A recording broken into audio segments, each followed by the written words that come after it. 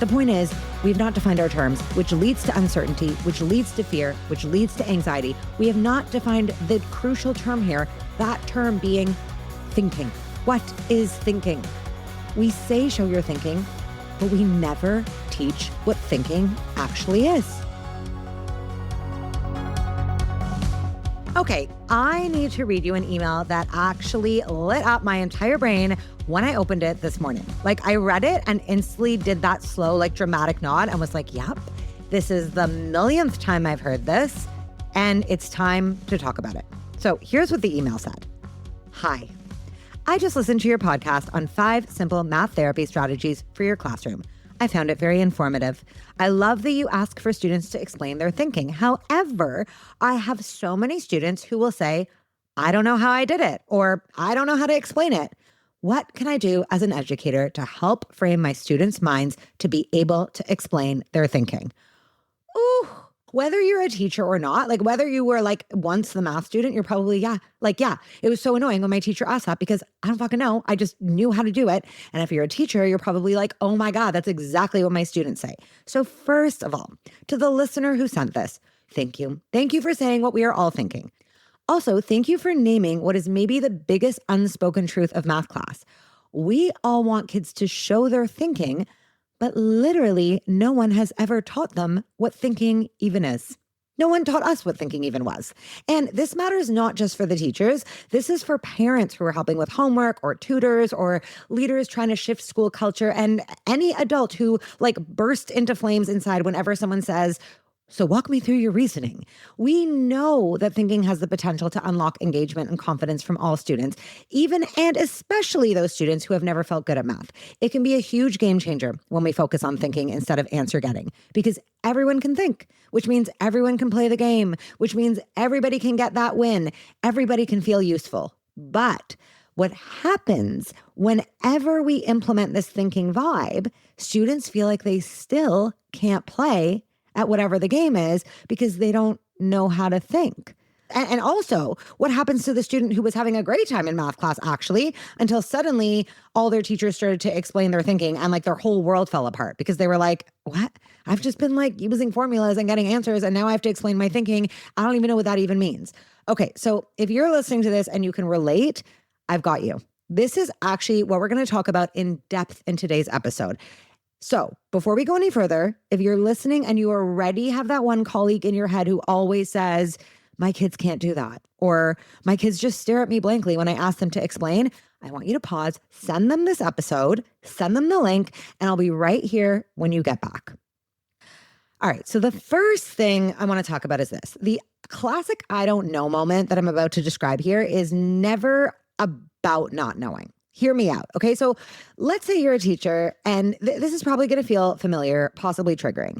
You like kneel beside a student and you ask them, hey, can you explain how you got that?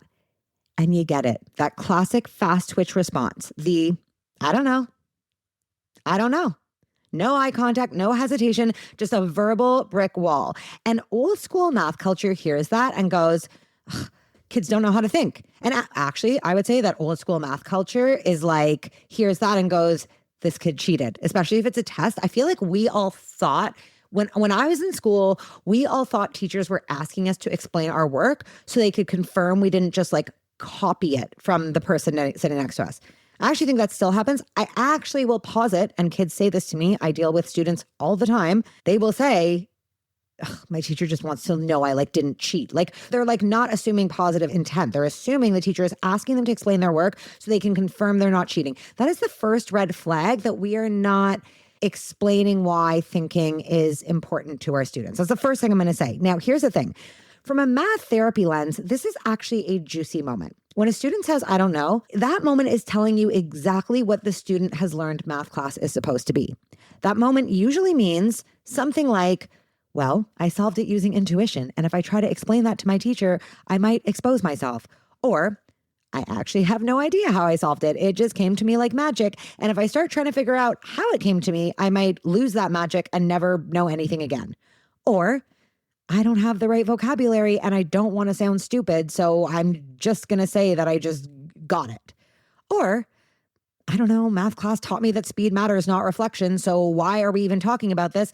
Or my teacher doesn't believe I actually know the answer. And maybe I actually don't know the answer because I'm not that smart to start with. Like, do you know what I mean? There are all sorts of things going on. And actually, same. Maybe we can relate. Like adults do this too. Ask any grown up to explain how they made a decision they arrived at quickly. We all go blank like we've never had a thought in our lives. Like we literally go into freeze mode. One of the trauma responses. We feel unsafe. We shut down. We feel like we're being attacked. Like somebody is like trying to argue with us or be like, well, how did you make that decision? Like we go into defensive mode and often we feel trapped. The thing is that thinking out loud is vulnerable, right? Like it's basically asking someone to unzip their brain and like let you take a look inside. And the other thing is, I don't know is often code for please don't judge me. Like we've been taught how we're supposed to be thinking or like that there's some right way to think. Like teachers have been using this term think and explain and show your work forever. And despite all there's no wrong way to think, everyone can think propaganda that we've been like spewing, kids are still scared of doing it wrong, whatever that it is. Think about it. They still carry that embodied feeling that in math class, there is a right way to do things. And even though now we're focusing on thinking, which is technically a very broad term, they're still scared that there's a wrong way to think and they don't want to be judged for doing it wrong. They are unlearning also the concept that no one actually gave a fuck about their thoughts a few years ago. Seriously, in math class, we really didn't care. We were like, just get the right answer. Sure, it's not like we weren't asking them to show their work, but like we were really focused on the answer. So they're still trying to unlearn the fact that we don't only care about the answer anymore. Now, I do a lot of work around student motivation with teachers. And one thing I'll hear teachers say is this: students don't want to think.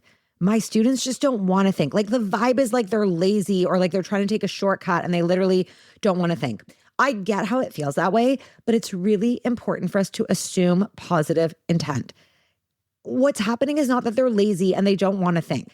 They're usually overwhelmed. The task seems too daunting. There are not clear instructions. They do not know what you want from them, and they're scared of feeling the same way they've always felt in math class. Like if they don't get the right answer, if they don't do the thing the right way, they're doomed.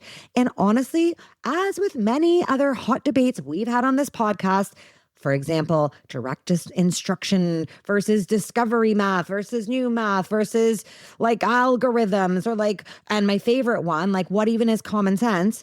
As with all of that, the issue is that we have not defined our terms. Often you'll hear people arguing about two things, but really they're both just defining those things in different ways and they agree on the actual point. The point is, we've not defined our terms, which leads to uncertainty, which leads to fear, which leads to anxiety. We have not defined the crucial term here, that term being thinking. What is thinking? We say show your thinking, but we never teach what thinking actually is. Here's the part that makes me want to stand on a table with a megaphone and scream, kids are not confused because they can't think. Kids are confused because thinking is invisible. It is a mirage. It is a ghost. It is a whatever. And we've never actually taught them the components of thinking: noticing, deciding, comparing, choosing, changing your mind, checking if something feels weird. Instead, we jump straight to explain yourself. Like, excuse me? There's a difference, by the way, between thinking and reporting a procedure. And I would like to hypothesize here, I'm going to say it. When we have traditionally said, show your work, we have meant the latter. We have meant report the procedure you have used. That's what we have meant. Now we're like, we want to see your thinking. Does that still mean report the procedure or does that mean something else? And I also think there's like a whole thing of like, we kind of mistake like talking fancy for thinking deeply in the academic world. I know this is like a whole different thing, but I'm just trying to say that there are so many ways we can interpret the word thinking and explaining. There are so many ways to look at it. So what do? We have to approach thinking from an emotional perspective as well as a cognitive one. We know this about math in general. Like, you know this because you listen to this podcast, which is all about this very thing. Math learning and instruction is about humans, and humans have emotions. And while thinking seems like this purely cerebral thing, it is not. Our entire selves, including our feelings and the embodied memories we bring into math class, lay the foundation for thinking. They are the thinking. They are inseparable. If we want students to not only think, which by the way, they're already doing, whether they know it or show it, obviously they're thinking, that's what humans do. We don't have to complicate it. They're fucking thinking. But if we want them to reflect on their thinking, to understand their thinking, to notice their thinking, and to explain it to us, we need to recognize the deeply emotional piece that underlies it all. So let's talk about some math therapy rooted actions and perspectives we can take. Strategy number 1, explain what the fuck thinking is. We throw around the word thinking in math class like everyone just knows what it means. I've already said that. We say things like show your thinking, explain your thinking, think it through. But here's the truth no one says out loud. Most kids, and honestly most adults, have no idea what thinking actually refers to. They think it means immediately producing a clean, polished explanation with zero confusion and full confidence, aka the exact opposite of how actual human cognition works. So half the time when students say, I don't know what to do, or I don't know how to explain it, or I don't know, what they really mean is, I don't know what version of thinking you're expecting, so whatever I'm doing in my brain probably doesn't count. That's why one of the most powerful things we can do as educators, parents, tutors, leaders, whatever, anyone guiding someone through a mental process is to explain what thinking is. Put shape around it. Normalize it. Demystify it. You know what this has actually got me thinking about? This is what my therapist does. This is what therapists do, which is why this is what math therapists should do. I think about when I'm on a call with my therapist, she's never oh my God, I'm actually imagining if I told her this whole thing and I came on and I was I'm so upset, I'm feeling so pissed off. And she was explain your thinking. I'd be what the fuck, right?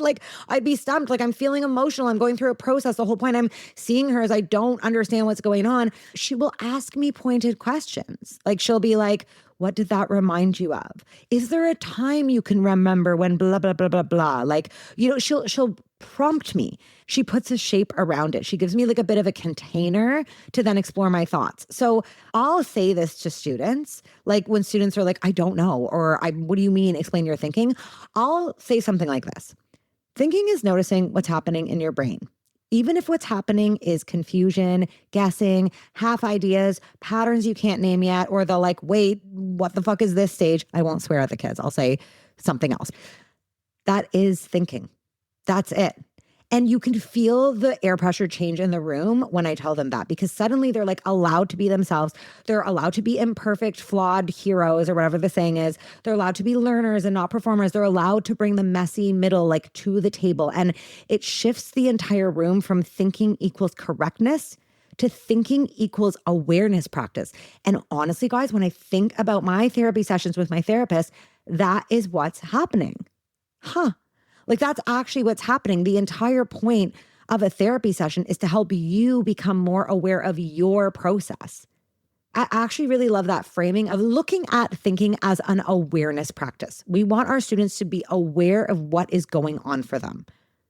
One thing my therapist will do when I'm I don't know, I'm really, really confused and I've got all these muddled up thoughts in my head and I'm trying to process them. She'll be this is it. You're doing it. You're doing the work. This is the process. Being confused and working through that confusion, guess what that is? It's thinking. Sometimes I'll say to her, I'm not thinking anything. And she'll name something tiny. She'll be interesting you said you're not thinking anything because you just made this point or you just reflected on that, something that I think is irrelevant. And suddenly I'll realize that my brain has quietly been thinking the whole time. Even though it's not this full picture thing I think I should be coming up with, a little piece is happening. So an empowerment flip right now for you to try is to just start your class by defining thinking. Define what it is. Even better if you come up with the definition as a class. Ask them, what does it mean to think? And then you can come up with a definition, maybe put it on the wall. Something like thinking includes noticing confusion, making a guess, trying a step you're unsure about, spotting a pattern you can't explain yet, saying what you wish you understood. All of that is valid thinking. Make it a poster, put it on the wall. And now every time you talk about thinking, you can point to that, right? They have something to grab onto. It makes me think of the way we talk about broadening the definition of math, right? If we want more people to feel like they're doing math, we have to broaden it, because right now when we say math, people will say, I can't do math. And what they mean is I can't do algebra. I can't do calculus. When we give them the opportunity to see that math is packing a car, it's spatial reasoning, it's finding directions on a map, it's noticing patterns and trends. Whenever I do that with students and teachers, this is one of my favorite activities. They start being like, oh, I guess I am doing math. The same is true for thinking. We need to broaden the definition of thinking so students can see what thinking entails and can start to identify the parts of thinking that they're already doing. And then we need to celebrate it every time we see them doing it. The second math therapy sort of like rooted approach to thinking is that I want you to normalize not knowing how to explain yet. When kids say, I don't know how to explain it, it's rarely the explanation they're afraid of. It's the exposure, right? Like math class has trained them that explaining equals evaluation. And you know what, guys? They're not wrong, right? They're not wrong. So I tell students this all the time. Not knowing how to explain something is actually the first sign your brain did something interesting. Not knowing how to explain something is a little hint that your brain was low-key thinking something and you don't even know what that process was. And you can kind of feel the relief when they hear that, because not knowing how to explain suddenly isn't a deficit, but it's an asset. It reframes explanation from performance to awareness practice. Again, that's what we want to do, right? The thing is, kids often think, if I can't explain it, I must not really understand it. And I think that is one of the biggest misfortunes right now. You know, I wrote this book for Scholastic a while ago, 7 years ago, actually in 2016, so almost 10 years ago. It's called Math Hacks. It's a series for elementary kids. And I'm a high school math teacher, and I was writing an elementary math book for kids. And the entire point was like pep talks. It was the first book that ever had like math therapy before I called it math therapy. It was like pep talks, mindfulness, all these emotional components to help students as they were learning math. And then alongside of it, I was teaching the math. And guys, don't cancel me. It was mostly tricks. Like they was called math hacks. The point was like these shortcuts, like, you know, move the decimal place over, add a zero. I know we don't like that stuff now, but it is what it is. So let's not focus on that. The point is, I remember getting to the chapter on decimals and I was like, I can't explain this. Like, how do I explain what a decimal is? I don't even know how to do that. Now, I want to be very clear. I know what a decimal is. Like, I know what it is. I know how it functions. I deeply understand it. And I do want to throw in a little thing here. I'll make it really short, that I think we've really gone too far with saying that the way we previously learned math, like the way adults today learned math, has led to zero understanding, and all they're doing is mimicking and copying and following procedures. I don't think that's true. Yes, we did do a lot of that. It doesn't mean we have zero understanding of math. I've personally felt kind of attacked by those statements. So if you're listening and you feel the same way, I just want to throw that out there. What was happening for me when I couldn't explain the decimal is I actually understood it so well that it was like second nature to me. You know what I mean? It was like second nature to me, and I didn't know how to break something down that I felt was so obvious. Kids think that if they can't explain it, they must not really understand it. And that's not always true. Sometimes it's true, but it's not always true. So I actually think that a reframe for kids is to be like, just because you can't explain it, it doesn't mean you're not smart or you don't understand it. It just means your brain like did something really fast or secretly that seemed like second nature to you, because maybe you really understand it more than you know. You've just never had to dissect why you do that thing. And I would actually give them like a non-curricular example. Like, can you explain like the sun rises and sets? Like, I understand that. I get it. If you wanted me to explain it, I'd really have to think about it. I actually probably could, but it's just so obvious to me. I just take it for granted that I'm like, I don't know, it rises and sets. The point is, I think we need to do a bit of legwork so that students don't feel bad when they can't explain something and they don't feel like it's pointing to them not knowing, but give them an alternative of being like, maybe you just can't explain because you just know it so well and you've never had to think about it. So a little like empowerment flip of something you can do to help broach this area, like to help break the barrier down of feeling like not explaining means I don't know and I don't want to get in trouble for not knowing. Practice explaining. Seriously, it is an art to be able to explain something. You can start a lesson by saying something like, guys, today we're going to practice explaining. Explanations can be messy, they can be incorrect, they can be incomplete. These are all valid. And now the key is practice explaining something non-curricular. Honestly, explaining is hard enough. I know we don't think about it, but explaining your thinking is challenging on its own because it's not something we're used to. And math alone is challenging on its own to many kids for different reasons. So take the math out of it, focus on the explaining thinking thing. So, do it with something simple like, Today, you're going to explain something that seems really obvious to you. Give them a list of ideas of prompts, like explain why the sun rises and sets, explain why it's important to drink water, explain why you get itchy when a mosquito bites you. A lot of this involves science, but you know what I mean? Like explain, okay, you know what? Here, do it like this. Explain why you like your friend. Explain why you like puppies. Explain why your hobby is your favorite. Do it that way because now we have emotions entering and it's something personal and something they can't get wrong. That's actually what I would do. Start really low bar with explain an opinion you have because we're trying to get them to practice the art of explaining. We're not worrying about correctness here, right? That's the whole point, to take correctness off the table. Okay, on to the third one. My third math therapy rooted strategy is this. Give sentence starters that feel like handrails, not traps. Okay. Students freeze because they think explanations have to be long, fancy, academic, basically like a Netflix special. Like, let's democratize the vibes. Give them starter stems like, I noticed, ... At first I thought, ... Something that confused me was, I changed my mind when. These are magic, not just because like the language is special, but because it gives students something to hold on to. This is kind of actually like the task scaling method I learned from Chris Lisniak. So I use this all the time. Like when we want to give students like a lower floor to enter a question, part of the barrier to a question, especially if a student is carrying math trauma, is they're so worried they're not going to get the right answer, they don't even attempt the question. If the question is something like, Susie had 4 apples and whatever his name is had 6 apples. How many do they have in total? We are asking for an answer. That question has one answer. If a student doesn't think they're going to get that one answer, they're not even going to try. And Chris Lisniak has this amazing art where you add a prompt to the question to turn it into an opinion question instead of an answer question, because there is no wrong way to have an opinion. So you could say something like, if you were Susie and her pal over there, what kind of apples would you buy? Or what kind of fruit would you even pick?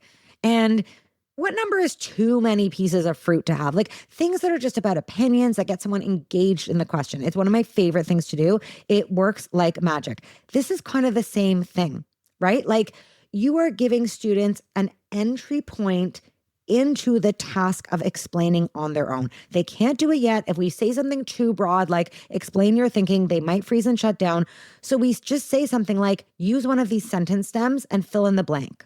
That's it, right? And a sentence stem, like something that confused me was, they're going to get all excited because they think when we mean explain their thinking, we're talking about getting something right.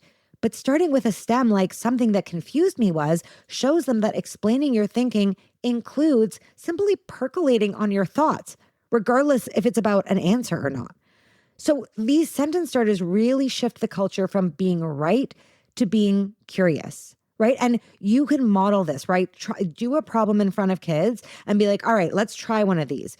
Okay, so my brain first noticed ... And then you can say something like, I don't know, guys, my brain first noticed that this number in this question seemed really big. Or my brain first noticed that Susie had a weird number of apples. Like, where was she going with that? You are modeling that is what thinking is. So your empowerment flip here is to just put one thinking stem on the board, maybe 2 max, and say, all right, guys, today we're going to explain our thinking with regards to this problem or this task or whatever. Use one of these sentence stems. Honestly, we want few options because simplicity reduces overwhelm, but maybe like a couple of options is good. So if students feel stumped with one, they can use the other. We're narrowing the starting point, which is the hardest part for an anxious brain, right? When we're in overwhelm and someone says, explain our thinking, it's just a lot, right? So start with a sentence stem, see what happens, and remember to really celebrate, point out constantly, there you go. That was a great way to explain your thinking. You are thinking. We're trying to label as many things as possible as thinking. So when students ultimately get to the goal where they need to explain on their own their thinking, they remember all the wins they've had, all the things that have been labeled as thinking, all of the things they've done that have been celebrated as thinking. Number 4 is let them talk before they write. Honestly, guys, writing is like the decathlon of cognition, language, memory, spelling, organization. It's a lot. Talking is a warm-up. Talking is a rehearsal. Talking is low pressure. I promise you, if students talk first, their written explanations become a bajillion% clearer. And guys, this is literally me. I can tell you from experience. I literally now talk to ChatGPT. Like instead of writing, I'm like, I just want to outer process my thoughts to ChatGPT. As I'm telling ChatGPT what I'm thinking and what I want, I often come to the solution before I even press the enter button. I need to hear myself just saying stuff. I need to let it coming out. You know what? Writing has always stressed me out. I have English anxiety. I'll be honest right now. My anxiety was always about writing because I felt when I wrote something, it had to be this like finished thing and the right punctuation. There were so many other things on my mind other than getting the idea out. You might also notice that the energy shifts in your room when you get a room full of kids to turn and talk, right? They're talking. They might not know the answer, but in talking, things start coming up, right? Especially when you have someone else to bounce your ideas off. That kid who like talks through an idea with a partner and is suddenly like, oh, wait a second, that's what I did. Like, and we do the same thing. Like, think about meetings. When we have meetings, what are we doing? We come in, we're like, I don't know, things are a bit stagnant. And all of a sudden there's this synergy in the room, right? People are bouncing things off of one another. Like people are getting prompts. People are like, oh, that made me think of that. Talking is the not the kryptonite, the opposite of the kryptonite. I've never actually seen Superman. I don't know what kryptonite means, but you know what I mean? Like talking is the fuel to the thinking fire. It really is. So an empowerment flip for you is before you ask for a single written explanation, say, turn to your partner and explain your first step out loud. Just the first step, literally, or any step. Right? Like just the first step that comes to mind, explain that out loud. This works because social engagement literally calms the nervous system. It unlocks verbal processing. It frees you up. As you start talking, things start coming to you. Like outer processing is a real thing. It's a real thing. Like, and once you have someone asking you questions, like a partner might start explaining something and the person they're talking to might be like, wait, hold on. How did you do that? And that prompts somebody to, again, I just go back to therapy. What is therapy? Therapy is a person in front of you asking you questions and prompting you and going, aha, which feeds you, right? It gives you that cue to keep going, to keep thinking out loud. When we encourage out loud thinking, that's when things happen. One more thing I'll throw out here, if you want, is to allow students to explain things orally, either to you or they can record, an explanation of something with a voice note. Like you can get really creative with this. The point is you don't want something finished. So you don't want to necessarily be like, make me like a video, right? That can feel like a bit vulnerable, but to be like, you're allowed to explain to me orally. You're allowed to, for this assignment, record a voice note of you explaining. That can be a really nice on-ramp to ultimately asking students to provide written explanations. And finally, the final math therapy tip I have for you is to model your own messy thinking. This honestly changes everything. Kids believe adults have like linear, perfect movie trailer style thinking. Like we're making these flawless thought processes. We have all these mic drops, but we all know our thoughts are chaotic squirrels half the time. So say it out loud in front of your students. This is just like how we always ask teachers to model making mistakes, right? We want kids to feel good about making mistakes, but then we don't want to make mistakes in front of them because we're all feeling the same vulnerability. We're all humans. We're just different sized and aged humans. None of us want to look flawed in front of one another. But kids listen to what we do, not what we say. So if we say thinking can be messy and there's no wrong way to think, and then we constantly show them that our thinking is like perfect and planned out, they think that that's what they have to do. So get in front of the class. And when you're trying to explain things, say something like, all right, let me try to explain what my brain just did. It's actually hard to figure this out. Or, okay, wait, hold on. I think I started here, but maybe I didn't. Or I need to rewind. I think I mixed something up. It's hard for me to figure out what my brain just did. Like when they see you wobble, like low key, somewhat gracefully, they learn that wobbling is literally part of the job of a thinker. I think we dread, a kid being like, my teacher just made a mistake, or adults don't always know anything either. But it's actually a crucial learning moment for them to see that and to see that the goal is not like this perfect, concise explanation. That the goal is, like we said, awareness practice, right? Awareness practice. That is the goal. So an empowerment flip for you to take away is once per lesson, narrate one messy thought you're having in real time. No polishing, no prep, just reality. Like this is your improv moment. This is it. And remember, this has the added benefit of co-regulation. You know, our nervous systems are designed to co-regulate. When you are calmly imperfect, it signals that an imperfection is safety. Like when you're not getting all like frazzled and being like, I can't explain this, but you're like almost enjoying the process and being like, oh my God, guys, like I don't really even know what I was thinking here. Hold on, let me try to explain it. And you model that curiosity and the joy of trying to understand what your own brain is doing because it's fun, right? It is stressful because we've made it stressful and we've been taught that it's stressful. But when you're modeling how fun it is and like how you're kind of like discovering the magic of your own mind, students feel that. They co-regulate and they take that away as well. They see it as something fun and exploratory. Okay, so we have 5 math therapy strategies. And this week for your math therapy homework, I want you to pick one strategy and one of the math therapy micro moves associated with it. So I'm going to recap them here. You pick one and report back. Okay, strategy number 1 is to explain what the fuck thinking is. Your micro move is to say to students, thinking is noticing what's happening in your brain. Even if what's happening is confusion, guessing, half ideas, patterns you can't name yet, or the wait, WTF is this stage, that is thinking, right? So explain to them what thinking is, give them things to choose from, or crowdsource the definition of thinking with them so you have a classroom community definition of thinking. Strategy number 2 is normalize not knowing how to explain yet. And your micro move is when a kid says something like, I don't know, ask them just for the first thing they noticed. That's it. I totally get that you don't know. What's the first thing you noticed? Strategy number 3 is to give sentence starters that act as handrails. So your micro move is to put one sentence starter, maybe 2 on the board and say, today, when we explain our thinking, I want you to start with one of these sentence starters. Math therapy strategy number 4 is to let them talk before they write. And your math therapy micro move is to have kids talk out the first step before writing anything down. They can talk it out with a friend. They can talk to themselves. With a friend is better. Just talk, chat, outer process before you even attempt to write anything down. And strategy number 5 is to model your own messy thinking. So your micro move for this week will be to narrate one messy thought out loud each lesson this week. So I just want you to pick one of those. 1, small is sustainable. Try it out, see how it feels, see what you notice, and text the podcast and let us know how it goes. Thinking is vulnerable, guys. Honestly, showing thinking is even more vulnerable. Like that's deeply vulnerable. We're exposing ourselves. We're exposing our minds. And most of our students have never even been invited to notice their own minds, let alone describe them to us. We've historically not even cared. And that's why the moment we make thinking safe, like even a little, kids start doing the most beautiful, surprising, like deeply human sense making. And that's the math culture shift we're all here for. And thank you for doing this work, like for real, the healing work, the culture shifting work, the math therapy work, the hey, let's make thinking not terrifying work. You're amazing. We need you here. And I want to hear from you. So stay in touch. Email me at vanessa@themathguru.ca. DM me on Instagram @themathguru. Text the podcast with your thoughts. You can find the link in the show notes of whatever podcast player you're using. And make sure to like, subscribe, follow, leave us a review, share the podcast with a friend.